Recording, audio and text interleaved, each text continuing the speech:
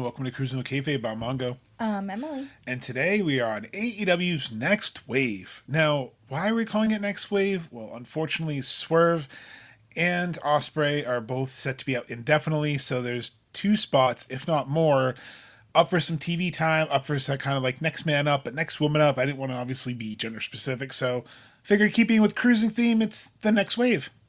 I like it. I think that it's going to be really interesting to see just who kind of gets the spotlight and takes advantage of it. We've seen Queen Amanada really step up and shine through recent, Situations. yeah, just random things that came about for her to really take it and run. And that's exactly what she did with this ball. And I've really enjoyed Queen's run. And I'm excited to see where her and Tekla go. But we know those stories. Everyone hates Tekla right now. She got attacked by Jamie Hayter too. I think everyone's kind of hunting the spider. Everybody wants a piece of the spider, but not to jump ahead on any of those. But I mean, right there, there's some women that are that could take some TV time, and that's the big thing is you have Ospreay who was in. They would have a ring segment and a match, so 2 to 3 segments. Swerve is probably 2 to 3 segments, so. Even if you're not saying replacing them per se is like that role, replacing that time, kind of creating. So we're talking about people who they're already getting a push, but now kind of getting the push to the next level. Yeah, and you want to talk about people that opened the show and closed the show. So now you're looking for people that have that same big feel energy that the fans can get behind. And that's what the main component behind this is today, is talking about who the fans can truly get behind. And part of what we love to do is really get to know the wrestler. We don't want to support you if you're an asshole. We want to support the fun loving people. We want to support people that exactly, they're genuine, they're authentic. I get carny, but at the end of the day, if you're almost living in the realm of a heel because you choose to be an asshole, it's a turnoff for us. So it's more we want the genuine. We're not saying kiss our ass. We don't expect anything as fans, but it's more like if I just say hi to someone, it shouldn't seem like I'm just pissed. I'm not coming up with 6 Funkos at the airport at 4 a.m. I'm not a weirdo, but sometimes we've all had those experiences at conventions where you're like, oh hey to someone, and they couldn't even be bothered, not even look up to from your autograph, and we won't get into that, but it's even just a simple hey, how you doing? Just a cordial 5 seconds, because. I mean, that could mean everything. So, yeah, you're 100% right. It's people you want to get behind. And the list we kind of came up with funny because we both, and I keep rambling here, but we both wrote one down, so we both kind of have different people. And I think we came in the middle on a lot, but we have some surprises. Yeah, and I think that what's funny is a lot of the people that we have that are the same are for different reasons. I think that's funny, too, because Emily is very much, I want to see someone who's twists them like a pretzel and does all kinds of cool flippy shit. And there's nothing wrong with that. I love flippy shit. Does all the fun stuff, entertaining. The athleticism. And then I'm give me that gritty badass who's going to tear up the ring and be that worker. And he cares about what they're saying. I care about what they're doing. And together. You care about both. But all in all, if we're watching, he's like, shh, shh, shh. I got to hear this. And I'm like, wait, I got to see this. But it's great because together it makes that whole piece of the puzzle. You get to see everything. And I think that's where one of the first ones I have, and I want to talk about someone who already is getting a monster push, but I think it's going to really elevate more, especially after having such an amazing summer, winning the G1, Takeshita. So first I'm going to ask you, why do you think he's poised for this, and where do you see him kind of going? I think that he is really, really taking off. And you see him turning into a face. I don't know if I see that quite literally. I see him more just being very neutral and just kind of meandering around. So gray zone? Yeah, I definitely could see him just kind of finding a new home, because it doesn't feel like he's staying with the Don Callis family. It seems like Don likes to pin his people against each other to see how far they will go, and Takeshita's not about that. Well, and you bring up a great point. Why I kind of chose him for one of my, next man up is because not only did he win the G1, not only has he beaten Kenny Omega one-on-one, and he's been the guide, he's fought Ospreay and beaten Ospreay, it's because of the story Don Callis told or is telling. And we wrote this on our page, but essentially, after he betrayed Omega, he's never found his Omega. It's that white whale. He's chasing the next belt collector. He's chasing Omega. He brought in Will Ospreay to destroy Omega, and then Ospreay didn't want to win the way he did. He didn't want to stab people with screwdrivers. He didn't want to cheat. He didn't want to be that. And then he brought in Kyle Fletcher, and he turned Kyle Fletcher against Ospreay because Fletcher, was, the better one. He was going to be the one that's going to surpass him. And then he brought in Takeshita, in between that too, to try to usurp Kenny Omega. But then he brought in Okada again to usurp Kenny Omega. Now he's glazing up Okada the same way he was glazing up Takeshita. So that leads into why you don't think he's going to be in the group. And I agree. And that's why I think it's going to be a face turn, because it's following that same path Ospreay took for his face turn. Yeah. And I think that it does make sense. I just can't see where he's going to fall, because there's so much happening that if he's not with the Don Callis family, I wonder what will happen. He's taken that unified title off Okada. So Takeshita's going to take that unified title off. That's where I think it's going. I think they planted the seeds when Okada joined the family, and Don Callis is like, you're better than this person. You're better than Omega. You're better than that person. And he's just listing off all the New Japan, essentially Mount Rushmore. He's listing off all the Mount Rushmore in wrestling, and he's like, you're better than this guy. But he said that exact same thing to Takeshita. So he's always comparing, and that's Don's downfall. And I think Takeshita, he's getting that momentum. And when that face turn happens, I think or even if it goes into the gray, like you're saying, when he's no longer in the Don Callis family, he's going to get that pop. He's going to get those matches again, because think about Revolution. We talk about it because we were there.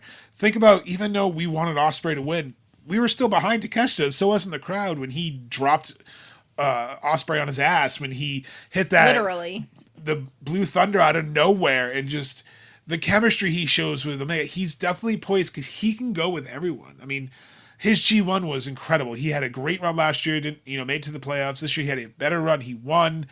He didn't have a bad match in the G1, and I think that shows to versatility. You need that for this, the next person up. They have to be versatile. Very true. Speaking of versatile, my next up I have is Bandito, who right now has been in my top 3 for Wrestler of the Year. He's very fluid in the ring, and I know you enjoy his multitude of styles and how he can kind of work with everyone. Yeah, he changes it up like Kenny Omega depending on who he's going up against, and he's incredible in multi-man matches as well.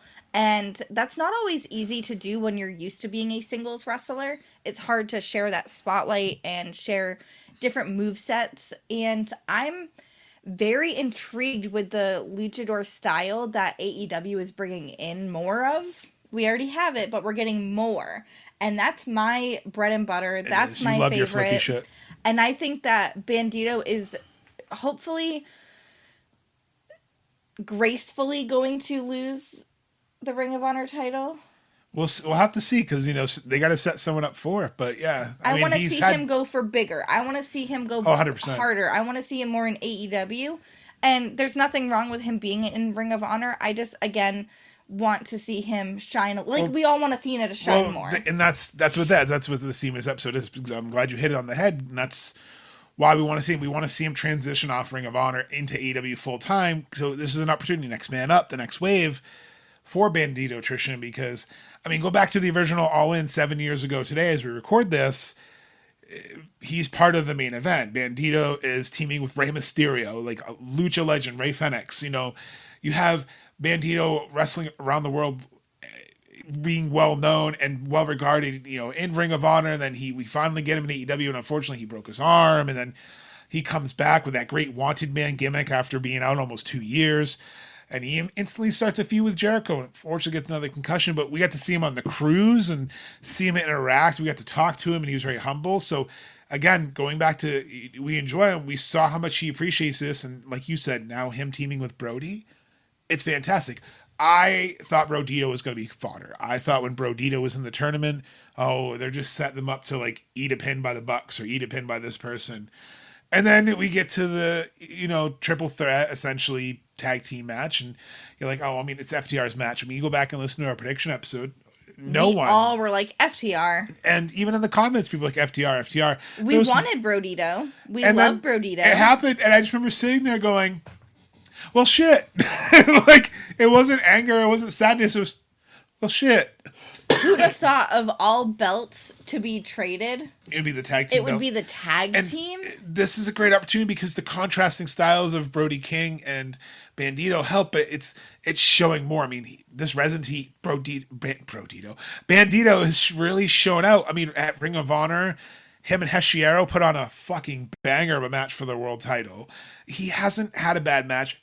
The whole entire summer, he's just been killing it. Him and Takeshita at the previous Ring of Honor pay-per-view, it's just, he understands the assignment, and he's someone else I think Tony's very high on, so I can see him being next in the spotlight. Like you said, you want him off Ring of Honor, you know, you have the TNT title, go after a Kyle Fletcher, you have the world title. I mean, not saying right now, but next year he could be. He's our tag team champion. And again, like, give him more. Give him all the gold. I am excited to see Buddy come back. However, I don't want Brodito to end because you've got Brody King, who is ginormous in the ring, and he brings that presence. He brings the dog woofing that y'all love. He brings out the dog in him. You can say that. Yeah, sure. The barking is just too much for me. Ick. I know, it totally is. I won't do that again. So for me, like, Brody really has come so far, and to see him teaming up with Bandito has been just absolutely fantastic. I think so too. I think it's been great. I'm excited to see more. I think we have a picture on Brody King, but if not, it can be our Brody King moment as well. The chemistry they have, it's great because who do you see him? You know, Outrunners. You know, they'd have good chemistry with. We saw him team with the Outrunners on the cruise, so there could be that little They don't have to have a full blown blood feud. But they can have that friendly rivalry. Like, we know each other well, and like you said, Brody being that big guy in the ring, being that ominous presence, like just the way they have their finish where he basically monkey flips him into the like flip. Like, it's incredible. I know why I like this so much, and it's because it gives me Luchasaurus and Jack Perry with Marco Stunt. It gives me that like big push. Well, then we'll go back to Harley. Well, why don't we go there? Why don't we go with, I'm going to move them over here so that way they don't cover anything. Why don't we go with Luchasaurus, a.k.a. Killswitch, and Jack Perry? So, Luchasaurus came back, Killswitch came back. However, even the crowd's not accepting. Everyone's on Team Emily here because at Forbidden Door, they were all chanting Luchasaurus at him. So your dinosaur is back. I've got a sore ass over it, okay? I am ready for Luchasaurus to be back. And we've all been talking about how in the IWC that doctor had to be Jack Perry. That jacket, everything about that just made so much damn sense, and they left before Luchasaurus woke up. Listen, y'all, she's a Swiftie. When you want to talk about looking for Easter eggs and clues and everything, she's going to look at the outfit. She's going to look at the color. She's going to look at the date. She's going to look at the clock.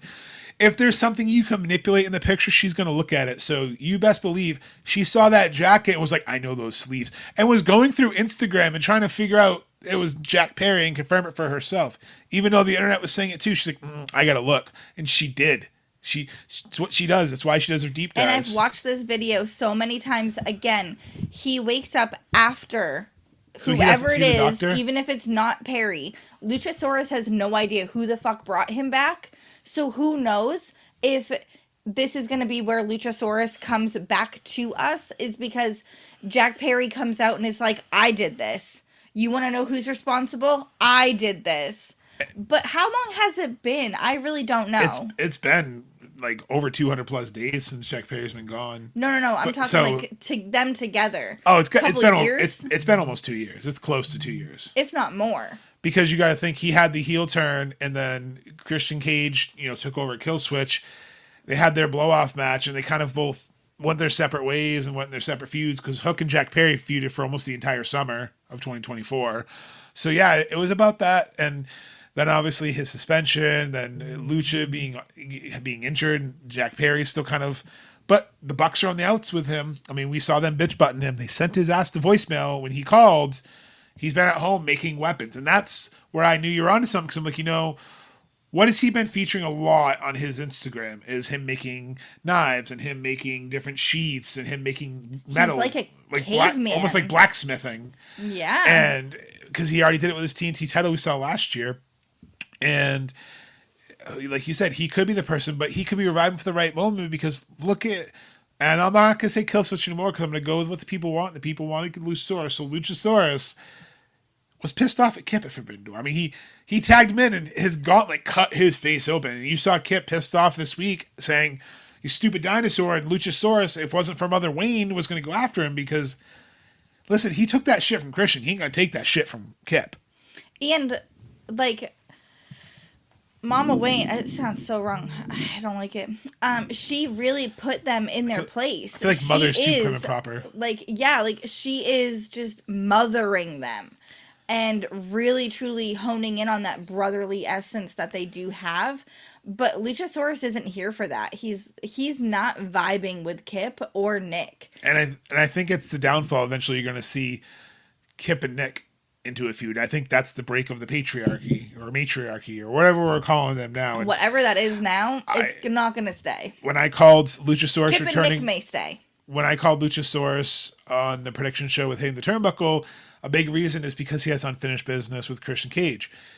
Right now, Christian Cage is helping Edge, aka Copeland, and they're doing their tag run against FTR, kind of gets him. But Christian's got a lot of enemies waiting too. Copeland's going to have to help him with that, so he's going to need a tag partner. So Jack Perry come back makes sense because you could have the Jurassic Express because Jack Perry has some bones to pick with Copeland too for taking his TNT title. So there's a story you can tell, and that's a great thing about AEW is they use their veterans in a way to kind of help bring this. So Jack Perry has been the unfortunate end of the suspension and everything else and the scapegoat not being capitalized on. So there's ways to fix it. And Luchasaurus has injuries. So I think those two are poised to stay with. And that's why I put them on our list. And it was funny because we both talked about who you're putting on there. And I was like, I'm putting Luchasaurus. And I know it's going to pop her. I know that she's going to be so excited that we got Luchasaurus.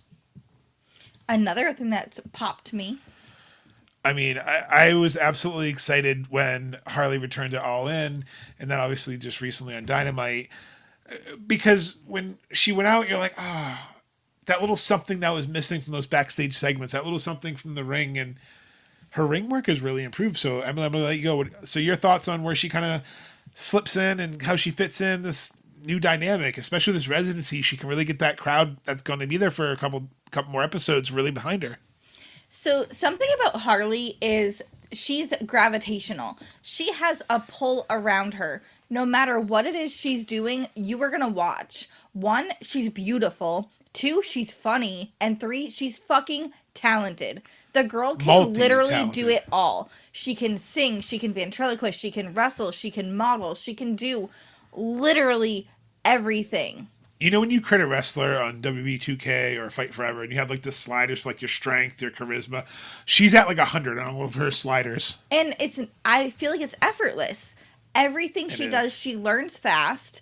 If you have never heard one of her interviews, just go listen because she is nonstop funny and entertaining. Everything about her is just, she hits it on the head every time. And then she just had her QTV segment. They redid that for the Ring of Honor pay-per-view for Paul Walter Hauser and QT. And her famous "roll the footage, governor" line. She got the little thing she does, and her ring work has really improved. And like we always say, she's the Chelsea Green. She can wrestle and she's in the comedic role. And I think she has a chance to kind of help solidify that mid-card more.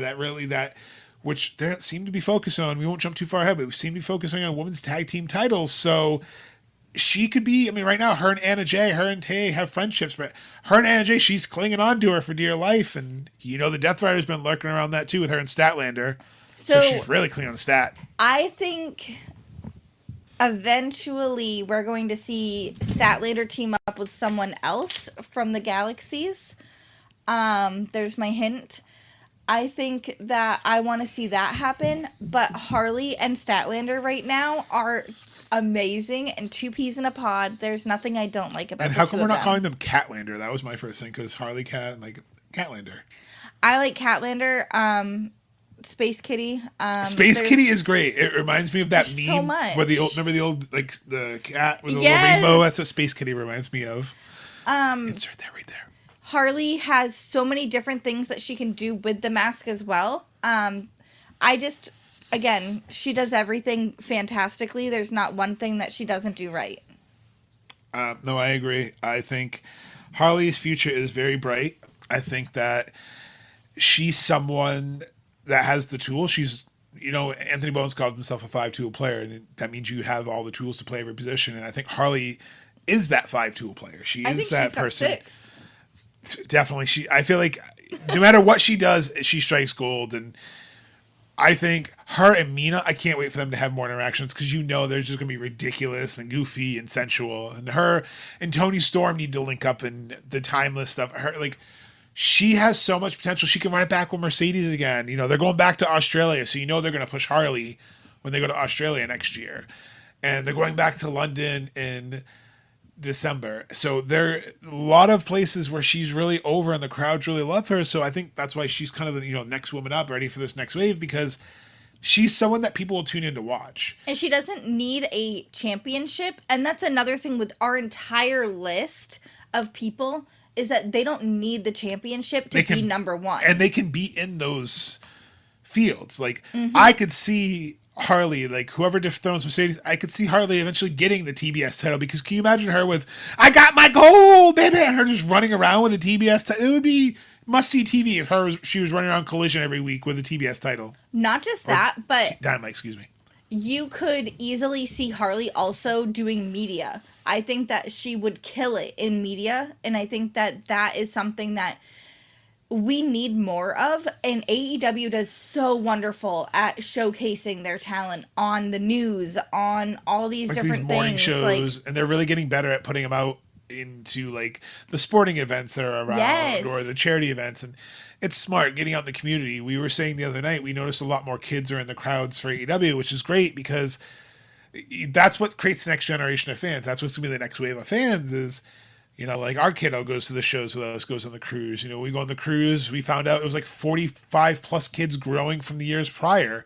So seeing that young generation come up, they're going to have people like Harley to cling on because she's wearing a kitty mask and she's funny and she has a puppet and she's silly and she's goofy and she's a positive role model. So like, that's what you need. And I think that's another kind of criteria for some of these people is they're relatable to people. And some people are like, oh, I don't see the appeal of this wrestler. That's fine. But I think with this list, there's at least someone for everyone. So when you look back at basically like the entertainment world in this very moment, you have people like Ariana Grande started out with the bunny ears and the cat ears, and that really gravitated to people. And then you've got people that are like Sabrina Carpenter with the kisses on everything. And then you transition into the wrestling aspect. You've got the kids that dress up as Orange Cassidy. The kids dress up as Darby Allin. Harley has such a fun look that it's so fun to... I did it. The fact that we were the only one on the boat who did, I was shocked just because how... Yeah, I'm sorry, but how the hell was I the only one dressed up as Thunder Harley? It was amazing. And speaking of amazing, here's one. I don't know if I told you. I kept one or two surprise. But someone on my list I think that's going to break out in these next few months, Ace motherfucking Austin.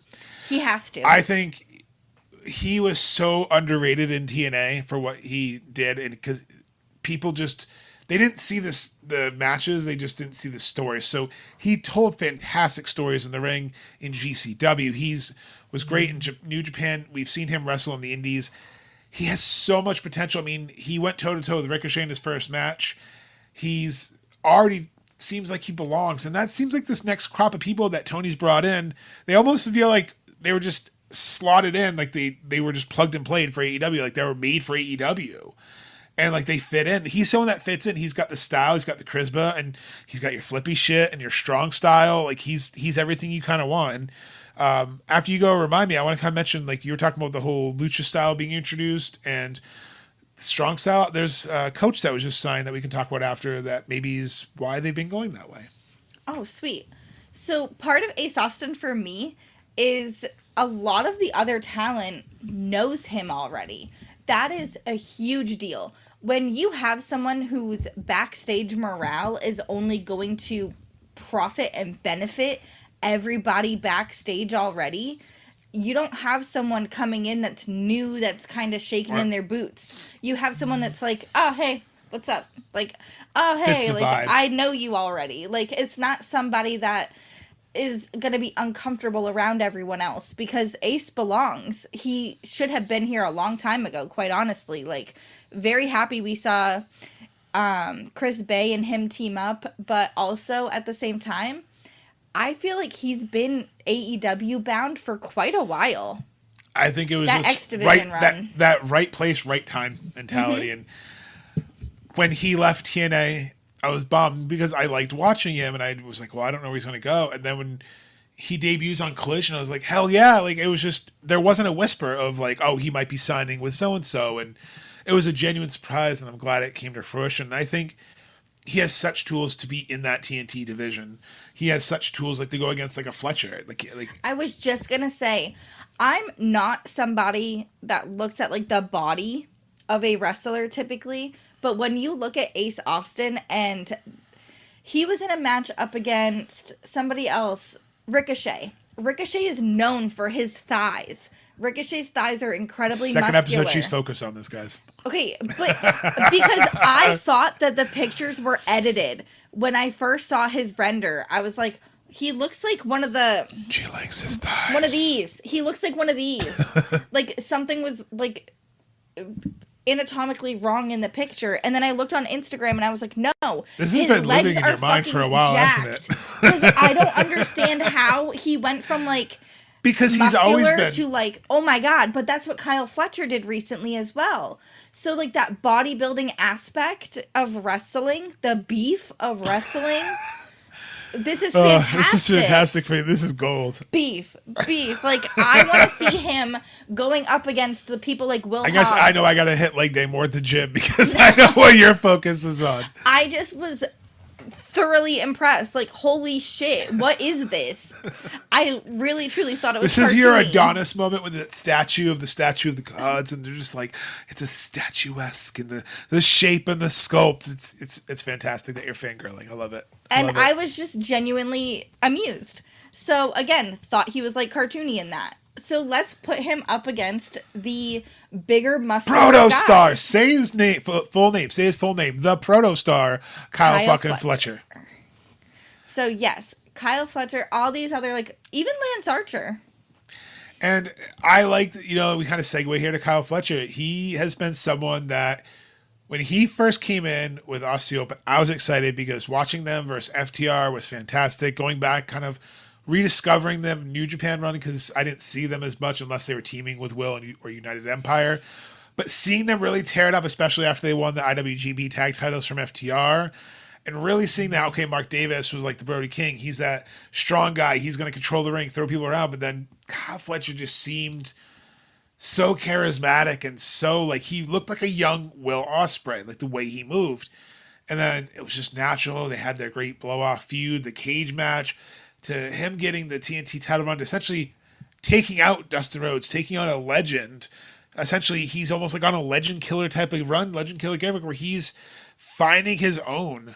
It's really funny that you say that, because looking at his image, when he shed the hair, he built himself up. And I think that it's the transition of losing his hair truly changed he shaped him. His whole personality. He shaped his whole character. He sculpted himself, went to the gym.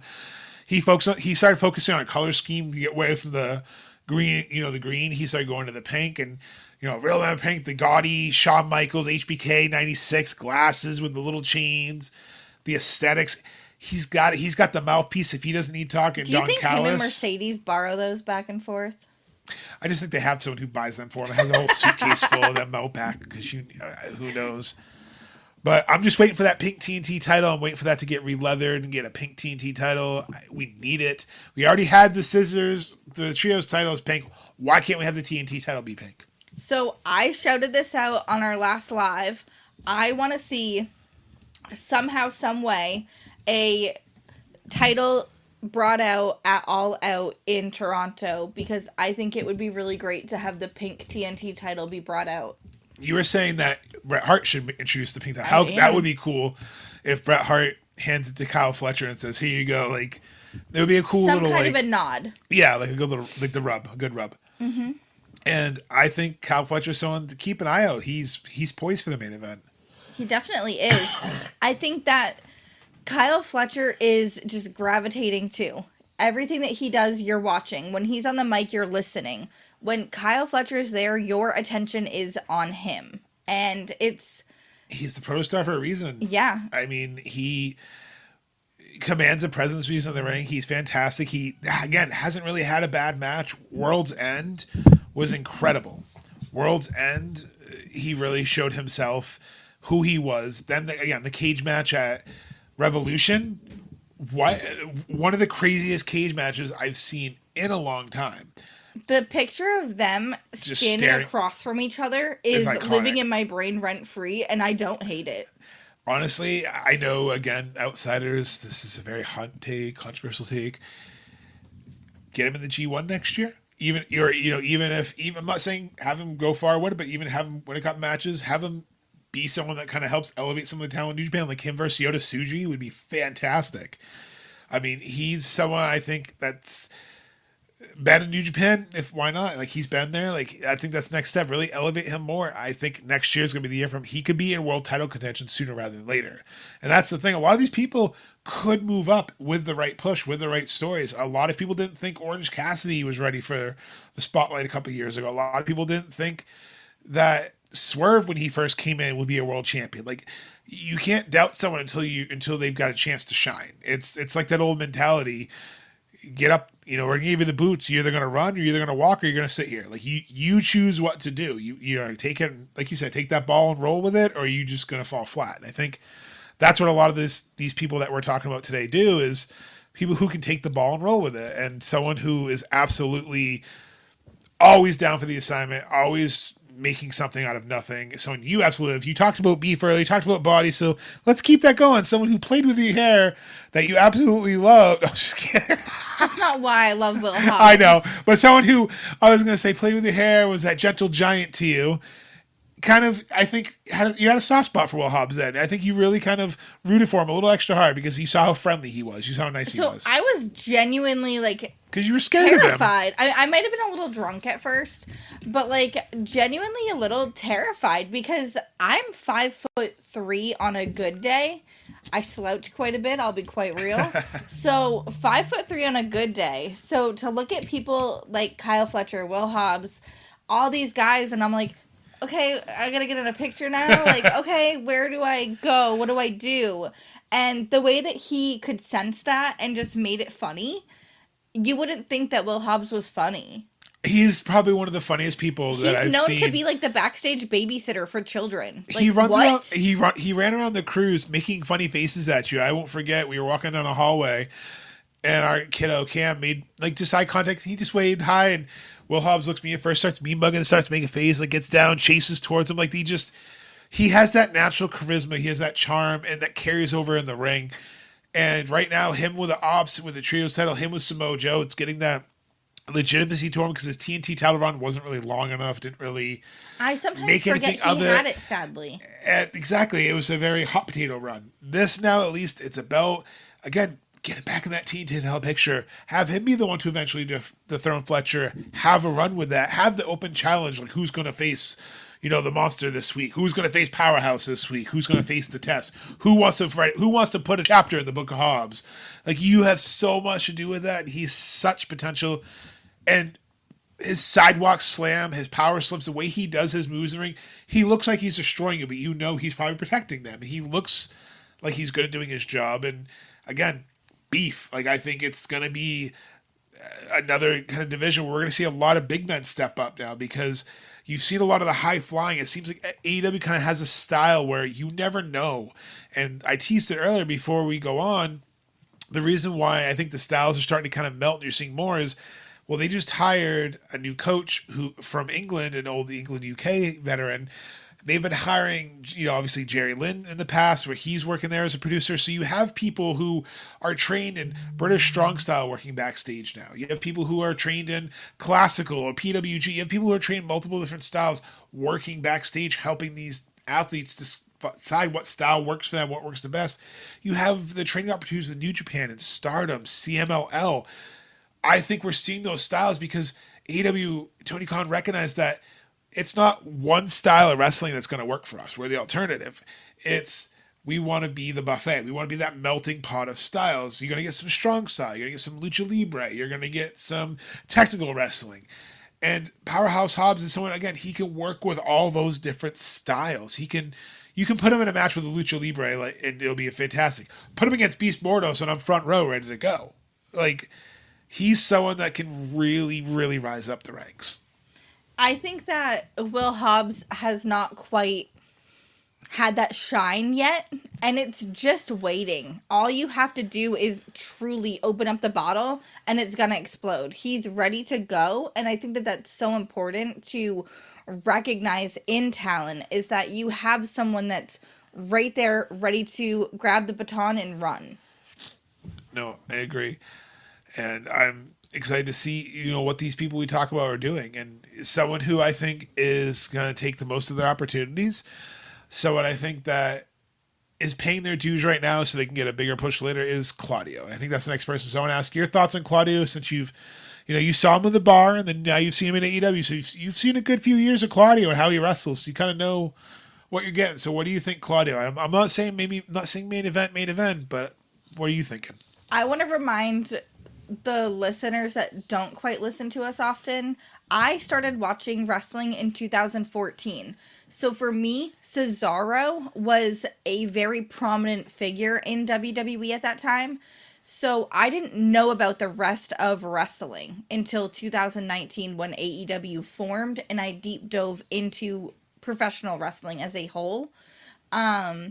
So for me, seeing Claudio come out and just be this completely different wrestler, especially with the Death Riders, to see him just be this brutal asshole, unhinged, what the actual fuck are you doing? Stop being mean to Wheeler Yuta. I'm tired of you treating him like poop. Yeah, I genuinely enjoy what Claudio has going. But also, again, stop being mean to my man, Wheeler Yuta.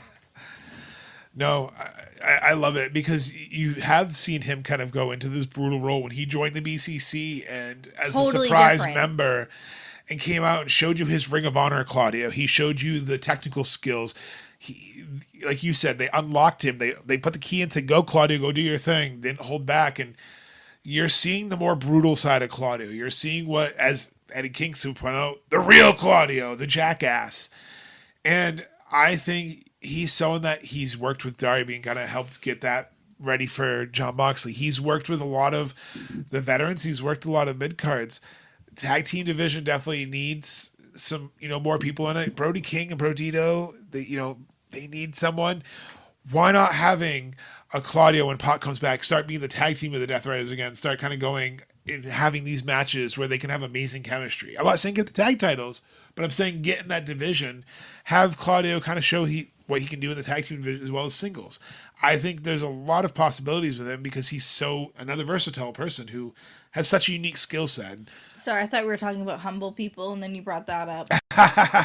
No, I just meant I was trying to think for tag team partners who he could probably realistically tag with that he's tagged with the best. Obviously, him and Wheeler Yuta really do have a chemistry. It's just funny to be seriously, why? I mean, I'd love to see, it'll probably never happen. I'd love to see a tag match at least once, Claudio and Bryan Danielson one more time. I know it'll probably not happen, but I thought they had something too. But again, we don't know. Claudio could be the one to want to turn on Moxley and could get that main event rub. And I think he is in a good place, and I think he chose AEW for a reason. And I think he's getting the spotlight. He's on TV every week, so he's getting the spotlight he deserves. And I think he's someone who's kind of bound to take that next step too, especially with more opportunities present. And the reason why I wanted to mention Nathan Cruz earlier, the coach that they hired from the UK, is because we have the next person really posed to break out here. Alex Windsor. I absolutely adore her. I think that she has brought charisma to the next level. It was like she's been in AEW from the start. It is really, truly she just her chemistry with everyone, and knowing who she's trained with, knowing who she's worked with, it really makes so much sense as to why her chemistry meshes so well with the roster. And I love the newfound women's division of AEW is beautiful. Like, every little piece of the roster is just Emily's in heaven because it's some beautiful storytelling, and you'll have to stay tuned because in our next segment, after we get through a few more of these, we are going to talk about the women's division because there's something coming up that we think is really big. Speaking of beautiful, I think you're going to want to stick around for this because you have such potential right now. Again, with that screen time available, those segments available, you got to fill it with quality wrestling. The women's division right now is quality wrestling. Alex Windsor, I talked about Ace Austin coming in and feeling like she's come in. It felt like she's been in AEW for 5 years. Yes. She's already inserted with Mercedes. She's going against Mercedes. She's been a Rev Pro champion. She's been a champion. She's going against Mercedes one-on-one dynamite. She gets her one-on-one shot. She heard those people out there with those disgusting, no, nepotism signing Will Ospreay. And she goes, F you. I'm Windsor, come watch me work. And she's basically shut everyone up. Like, within her first week, she shut all the haters up. And I'm glad that she's showing everybody this is why she got her contract, because she is amazing. And I think her and Bozilla eventually could return. You see her working with a returning Jamie Hayter. Her with Tekla, who seems, like we said earlier, has everyone as an enemy. Her with Megan Bain. There's so much opportunity. Her and Camille. She put on a story with everyone. I can see, again, someone who could be in the TBS. Someone who could dethrone Toni Storm with the right story. There's so many women in this division, and Alex Windsor fits in. She can tell the right stories. Like you said, she has that history. She has that chemistry. And talk about personal. We've talked about it before, but meeting her on the cruise, she was so laid back and so friendly. And just, again, we talked more about the movie Sonic 3 than we did wrestling because she was just so humble. It was just...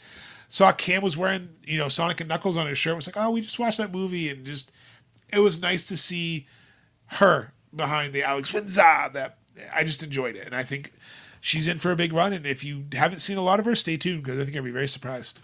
Yeah, I think that we have quite a bit to unpack as far as Alex Windsor is concerned in AEW. And the sky is the limit with this woman. She has overcome so much. And she is here. I think that is one of the biggest things to take away from this is that Alex is here to wrestle and show you why she deserved the spot. I agree. I think she's ready for that spot. She's ready to shine. And this one we won't go too much on, but this one I wanted to bring a special mention, Orange Cassidy. I think when we last saw him, he was getting back in that main event scene. He's earned that main event scene. Moxley's still out there trying to recruit a certain someone. Moxley's still out there trying to do damage. He's not going after the world title right now. He's realized Hangman's his fodder. Hangman got him. But he still has to pay for his sins. He still has to pay for what he's done to AEW. Orange Cassidy is someone that's going to come back and is immediately going to be that veteran that can help bring some of these younger stars up. He's going to be able to help, whether it's teaming with someone, whether it's bringing back the best friends, whether it's inserting himself with the new Jurassic Express, as a trio to help. He's going to help elevate the next round. I think he's been the workhorse. Now he's going to be a reliable veteran. I think he slips into the reliable veteran role, the role that he needed when he first came in.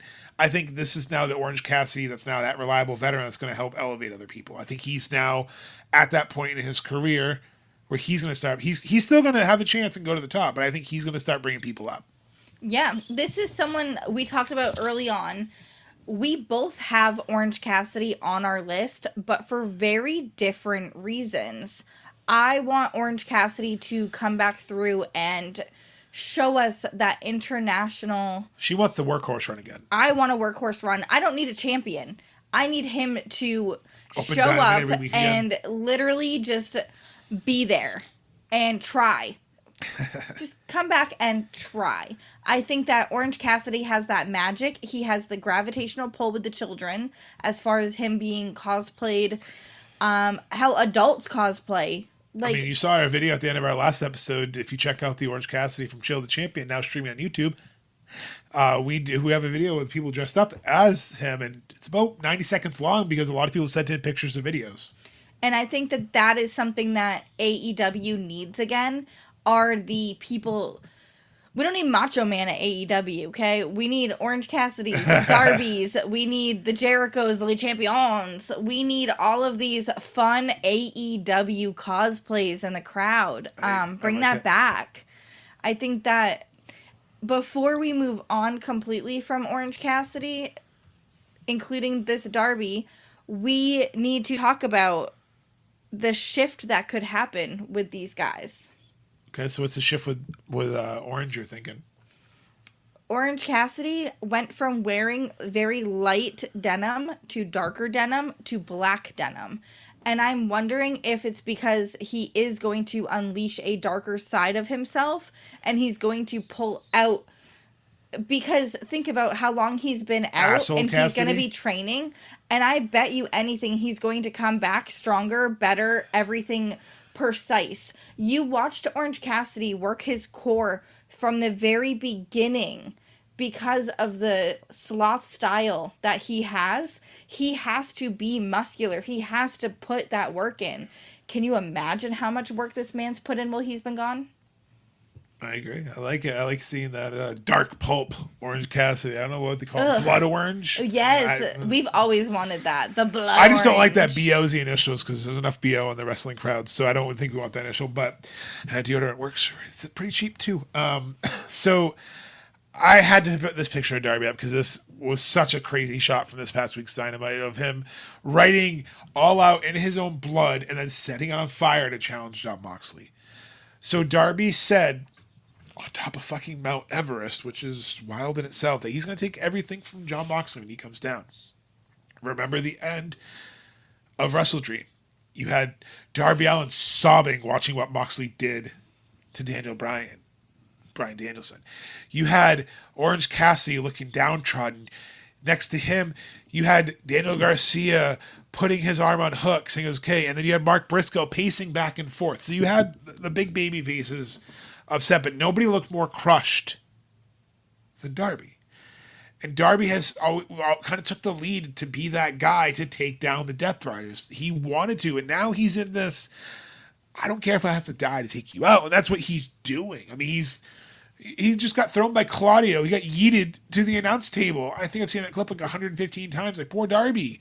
He's been thrown down the stairs, but he's reckless. He's chaotic. He's charismatic. He's crazy. And I think he's in that main event picture, and I think he's going to do what it takes. I think he's going to get his hands on Moxley. Moxley's going to be that veteran that's going to help. I think Darby gets to the next level here. A lot of people are like, oh, well, Darby's not ready for the world title. I think bullshit. I think Darby has been ready for the world title. It just needs to be at the right time. You couldn't take away Hangman's moment. The titles matter. Storylines for why you get them matter. This could be the next story. Something could happen that this is the next story. What if MJF's eventually the one to take it from Hangman, and then Darby finally gets to beat MJF for the title? So he's beaten Moxley and he's beaten MJF, the two pain in the asses in his side his whole career. And I think that's what his next is. So Darby's already had the mega push, but now I think we're solidifying him. We're putting him into championship level status now. I think he is going into that 6 to 12 month stretch where he's going to come out with a world title sooner rather than later. So this is why you had Darby. I had Darby for his TNT title run. I think that Darby's TNT title runs, he really broadcast that title belt. Everything about it was because of the fans. Like, the fans put me here. His gratitude towards everyone. The ability to be such a baby face while still being so reckless. He's the modern day Jeff Hardy. Incredible. And I think that he just had the skate foundation. Yeah, he's building a new park for his community, new skate park. And he's not just going to be doing it in his community. He's looking to build elsewhere as well. And I think that that's something so impactful and so huge for communities. And that's what Darby Allin brings. Again, just like Orange Cassidy, bring us these cosplays. There's a reason people dress up as fucking Darby Allin. Our child in 2019 for Halloween wanted to be Darby Allin, and I said, Bud, people are just going to think that you're a half a skeleton, and that's okay. And now they know who he is. And now, majority of people would know if he went door to door who the fuck Darby Allin is. I could put some frostbite on his nose this year, and we could go out again, and he's 5-6 years older. I think that the fact, again, that Darby Allin did not think people would recognize him without face paint when we first met him in 2020. I find it just unbelievable. And now he's that person that's climbing top of the world Mount Everest, doing the most crazy stunts, living his dream, being passionate, was involved in one of the greatest retirement matches. And, people criticize him because he left, his momentum was high and he left and climbed Mount Everest. He went and crushed another goal. I think he's the person that maybe the world title wasn't the goal at that moment. Maybe it'll be the goal sooner or later, but I think he's going to tell the right story, because another thing he's good at is video editing, videography, telling the right story. So between him being recognized in the community, like you said, and all those others, he's also producing content so people can recognize him more. And I think that's also something he brings into AEW. But to go along with this, he doesn't just wrestle. He doesn't just do these little things. He's going out into communities. He's going out on media runs. He's making the rounds. Exactly. He is the person you want. He is that homegrown baby face. Like, he is the epitome of the original AEW pillar for a reason. And that's just it, is that Darby Allin will forever be someone that we adore for multiple reasons, but the fact that he did leave after training, not for 1, but 2 years. Normally you don't do that to climb Mount Everest. Well, I mean, he didn't really leave for 2 years. He tried to go. No, I'm saying his training was 2 years. Oh, yeah. Like, that's way more than most people get for that. And you've seen him now with a different mindset. He's really honed in. He wants to burn down the Death Riders. He wants to burn down the Death Riders. Yeah. And, we talked about meat earlier. He's got a license for a flamethrower. We talked about beef earlier, and someone who just came back did not think they were going to align with the Don Callis family, because Don Callis family, like he said, has 300 contracts, has every single person. Wardlow has returned. Someone who we've been high on since we first saw him with MGF, and we thought he was going to return with a Pinnacle. Now poised to be a big push in AEW, and he seems to be a big presence again. And I think Don Callis is the right person to speak on his behalf. Kind of let that monster go and let us see what Wardlow can do, because he's always had those hot and cold pushes. But I think now's the time for Wardlow. I think now's the time. Dedicated match. Him and Big Bill, him and Powerhouse Hobbs, him and Bandito. There's so many matches he can have that will be incredible in. You know who I want to see him team up with? Who's that? Lance Archer. Very similar styles, and I think that the Powerbomb Symphony would go really well with his style. I think so. I mean, I think that's, while you have Brian Cage recovering, which, think of that unit there. You have Brian Cage, Powerhouse Hobbs, and Wardlow on the same side. That's terrifying. They could be the ones to take the trios titles. Yeah. There's a lot of potential. I think MJF is still calling. I think eventually there's got to be that run back with MJF. There's a lot of people we don't have pictures-wise. I know you're making a curious look. Because there was a limit on how many pictures I could put on this. No. What are you looking at? Because you're throwing me off. Don't worry about it. I am wondering, who was it that Don Callis was saying he had an opponent for? When? Isn't it this week? Well, he's trying to get back in the world title picture, and we don't know who his challenger is going to be. Yes, Wardlow. I thought that the second I saw it. It could be because he was next to him when he was talking about it, so they did put the camera angle next to him. But again, I think he's someone that needs. Speaking of the TNT title run, that kind of was hot potatoed for no reason, and that was kind of it. Now, I chose this picture for a reason. We already talked about Orange Cassidy. We already talked about Darby.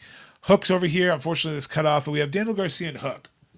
So I want to talk about Daniel Garcia first, because I have this big theory, and we teased it at the beginning of the show, and here's where it is.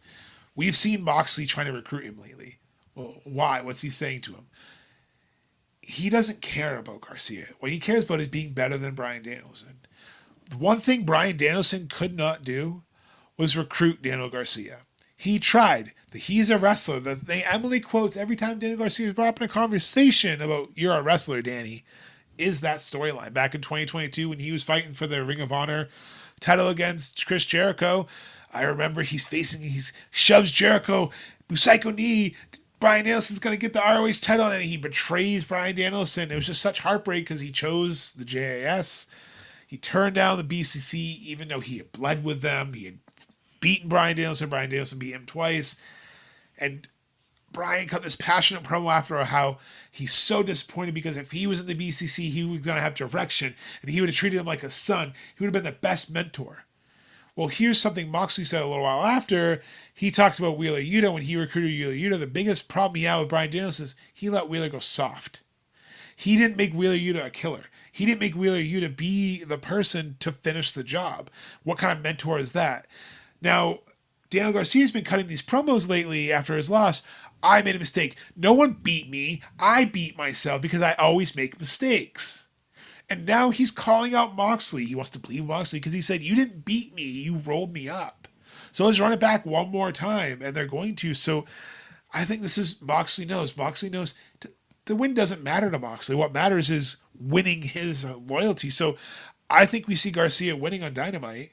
And I think we see him joining the Death Riders because I think we see Moxley doing what Bryan couldn't, is recruit Garcia. And I think that's the next level for Garcia. Is you thought he was going to be the babyface, take down the Death Riders, but really, he's going to be the one who joins because he kind of admired what John did. He said he liked the killer instinct. So he's been planting the seeds for over a year. When this happened, he said, Renee, it's not the best thing to happen. It was gross. I can't believe that's how Bryan, but Moxley wasn't wrong. I mean, no one's going to change. Someone had to take the ball and run with it. Look what Swerve did. He broke into a house. Hangman burned down a house. Maybe John was right because he had the balls to do something. Not that I want to glorify it. So he's already planted those seeds before. I'm just saying. So for me, I think that Garcia, he was able to get over with the fan base with the JAS. He was able to be charismatic, whatever that word was I was trying to say. Charismatic. He was able to bring in a fan base for himself because when you look at the Death Riders, they don't really have like a fan base. They don't have like just... I mean, I would hope not because they're heels. Exactly. So you had to give him a face and you had to give him a little bit to work with in order to turn him.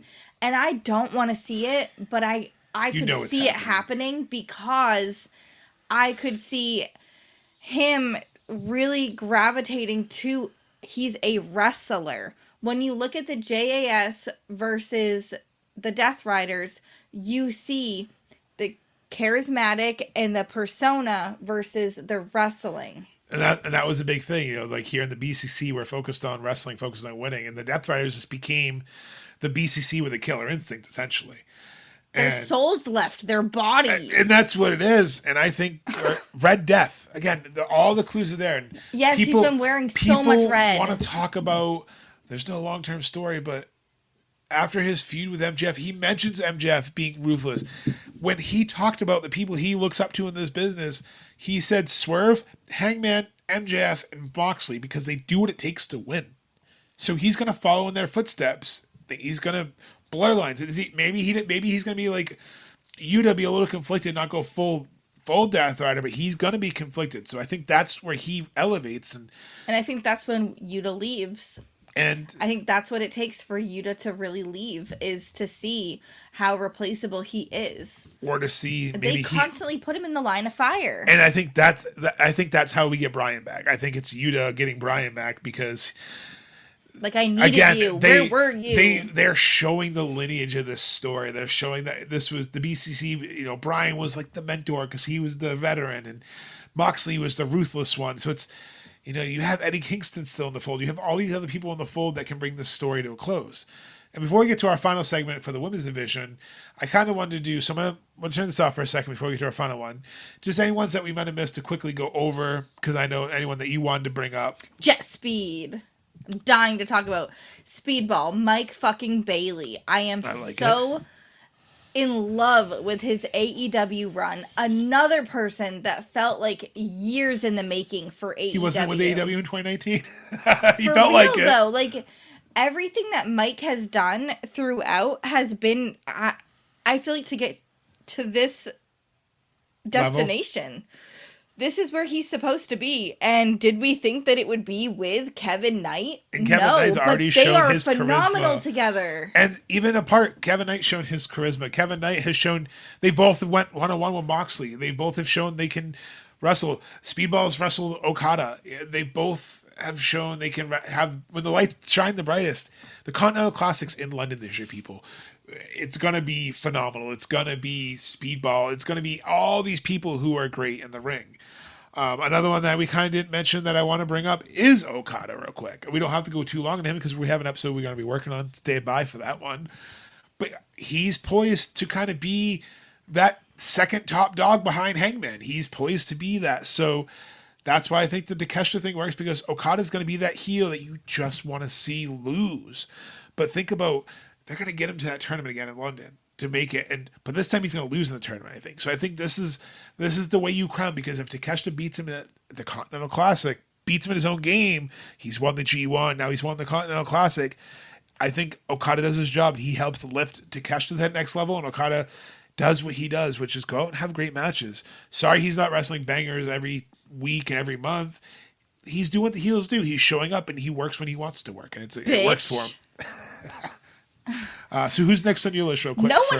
No one understands how often I reference bitch, especially this past weekend. Yeah, there's other things you want to say, but we don't want to get kicked off our own show. Someone else that we did not bring up is Ricochet and the Mogul Embassy. Gates of Agony. Oh my gosh, every time, guys. I know. The Mogul Embassy when they were Swerve. But yes, I love the Gates of Agony and Ricochet. I think it's a natural pairing. Ricochet is already that mega heel. He's someone that's just going to continue to rise up. He's already proven he's funny. Like, he's already proven he can talk on the mic. Gates of Agony, they look dangerous in the tag division. They look like they could take everyone on, take everyone out. They look like a force to be reckoned with. They are power. Definite power. You want to talk about body guys getting in some good shape. Holy crap. They look in phenomenal shape. Ricochet, phenomenal shape. GOA, phenomenal shape. They just look like they're chiseled from stone and ready to go. And it's someone who, if you want to give me the ultimate four-way match, Tony talks about Meat Mania. Here's what I want. I want GOA. I want Luchasaurus. And I want Powerhouse Hobbs. Yeah. Or I want, even Pace Powerhouse Hobbs, Beast Mordos. Just put a bunch of fucking beef in that match of wrestling. Go, just watch. I mean, reinforce the ring, obviously. But I think something like that. Do you remember when we had like an 8-man beef match live? It never really happened. We were supposed to. That's what I'm talking about, the Beef Mania, the whatever. Yeah. Meat Mania, that's what it was. Remember, was that Revolution? Yes, because remember it was changed because of injuries and stuff. We were supposed to be at that one. We were. So you got robbed of your meat. Oh. So I feel like we need that beef. You could give us an 8-man Ace Austin, Ricochet. You've got Beast Mordos. You've got Luchasaurus. You've got the Mogul Embassy. Oh my God, I did it again. The Gates of Agony. So who else do you have on your list? I'm out. You're out? Because I have one more that we haven't talked about, and that's the Fallen Goddess, Athena. I think Athena is poised. Oh, I thought we were saving all of the women. Oh, well, we have quite a bit of women. Well, we don't have too much time to go into depth. What I wanted to do for the women's is talk about the women's blood and guts. You gotta make that big. You gotta make that big. Make it big. Well, I can't cover up everything. So we're going to go ahead. And for those who are listening on audio, she's talking about the picture, nothing else. So the women's blood and guts. Before we start real quick, I want to say I think Athena needs to be TBS champion. I think what you do, you have Mercedes say, I want your Ring of Honor title. Maybe she says, I want your TBS title. They do a title for title. Instead of Mercedes getting it, Athena does. And then you have that downfall of the belt collector where she starts clutching all those titles, or she goes after other red titles to get her 10. But maybe you have her go after Mercedes, or maybe her and Mercedes become friends and they rule the world with all the titles together and she takes 2. Who knows? But Athena is poised for a breakout year. But the women's division, like we mentioned earlier, it's stacked. And with like all the women we have, who do you see for Blood and Guts, or who do you want to see in Blood and Guts? So 5-on-5. All right, so I feel like it's pretty obvious who the 5-on-5 should be, because you have the Triangle of Madness, and then you have Megan Bayne and Penelope Ford. Yeah, you have all these different women working together at this moment. You've got Chris Statlander and Willow trying to figure out how to get along. And now you have Queen Aminata liking Hater because Hater hates Thekla, so you have that pairing. Yes, so everything in the women's division, there's not a wrong answer here. However, if you want to give the women kind of what they deserve, I would say TJ and Willow need to be involved in this, because they did progress the revolution of women being in hardcore matches on AEW with their first street fight. I would say, though, it's not always about because they were in the first street fight, because it's got to make sense for the story, too. So I agree that maybe even Hater not being in there because she just came back, but maybe if you even do maybe you do have Anna Jay, and you do have Statlander, and you do have Harley, because maybe they need Harley to be funny. Harley can just be scared and climb in like, no, I don't want to go over there. But then you can have this serious, but you have Bane and Statlander a chance to square off. And I think, yeah, you're right. I think you're going to see the Triangle of Madness, Bane and Penelope on one side, and then you're going to see Aminata, you're going to see Anna Jay, you're going to see Harley, you're going to see Willow, and you're going to see Statlander on the other side. And it's going to be, can they coexist for Willow and Stat? But they're starting to break. They're starting to ease back into the, I don't want to be friends, but we'll be friendly. But Statlander's also going cuckoo for Cocoa Puffs right now. She's coming out like shredding paper, throwing it around to people, trying to get recruited by a Death Rider. So where do we see Statlander going? She's not trying, okay? I don't want this. Well, Moxley's trying. She's not trying. So something... Or Yuta. Who's trying more? Probably Yuta. Probably. So something that I think is interesting also is you could have Tay Conti on the outside putting weapons like kendo sticks through the holes. There's so many things that could go into Marina Shafir could interfere because she wants to try to turn, or because of Chris. Like she's mad. Remember, she was mad that Yuta was talking to her, so she can be mad at everyone on that side. Almost like they could hire her as a mercenary. I still don't see anybody but Shayna Baszler teaming up with Marina. I'm not saying she's going to team up and be a member. She's going to be someone who interferes in the match. Okay. Like, because she hates Chris Statlander and she hates Willow. So, again, you can see Baszler come out to try to help even the odds. And then, again, you build these tag titles that we were talking about at the top of the show. And I think that's a great way to end it is Next Wave doesn't just mean who's going to fill the role Ospreay and who's going to fill Swerve, because nobody's going to fill their shoes, fill their role. Nope. But again, you have segments that are going to be available. You have whether backstage, pre-tapes, TV time, rings. They're going to have to structure the cards. Let's give more time to the women to see what they can do. Let's give more time to the people we mentioned to see what they can do. So I think that's kind of the message I hope to give out of this episode is, out of all we talked about, who do you guys, let us know in the comments below, who do you think will kind of be like the next wave? Like next wave of people to kind of step up and fill those gaps for those missing TV times, missing matches. Who do you kind of think should be? Who do we miss? Who do you disagree with us? Let us know in the comments. Make sure you like, subscribe, put the notifications on first as well. But that's what I want to know. What about you? Yeah, I think that you have to think about who's going to not only open the show, but also have a running story through the entire episode. And it doesn't need to be just one person. We can see that being passed back and forth between a bunch of different people. And I really, truly think that we have such a diverse roster of everyone, men, women, everything going into it. The trios, the tags, every title is just oozing right now. Every little piece of AEW is on fire, and it's beautiful. It's on. It's oozing. It's on fire. Mm-hmm. It's like it's Halloween time. Listen, you were in Halloween stuff in like February. All year. Who doesn't? I mean, yeah, but I guess that kind of wraps up our Next Wave episode, and I enjoyed kind of talking about who we're looking forward to seeing. So I appreciate everyone for listening. Make sure you guys are tuned in. Leave us a 5-star Fox Splasher review. We appreciate everything. We appreciate you guys listening, subscribing. We're on the road to 20K, so thank you guys so much for following along with us. We appreciate the support. We couldn't do without you, but we must bid you good night. We must bid you adieu till next time. Remember, always keep the kayfabe. Hey everyone, it's your producer and co-host Mongo here, thanking you so much for tuning into another fantastic episode of Cruising with Kayfabe. Emily and I certainly appreciate all the support and love you've shown us. For an ad-free experience and exclusive content, visit cwkpod.com. Music provided by The Undone.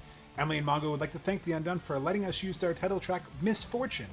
Misfortune, as well as their other songs, are now available wherever you stream or purchase music, or by visiting wearetheundone.com. And hey, let's get them booked on the Jericho Cruise. They're a great group of guys, and they would totally rock the boat. Make sure you follow Emily and I on our socials at Cruising with Kayfabe on the Facebook and the Instagram. Mongo it's Mongo on TikTok, and Emily at Cruising with Kayfabe _Emily. You can also visit w.gg and use promo code Mongo and save 10% on some clean energy. Make sure you like and follow the show and leave us a 5-star frog splash of a review. But if you don't like us and you don't like the Jericho Cruise, I'm just going to let a legend himself tell you what we're all thinking. So if you're not down with the Jericho Cruise, we got 2 words for you!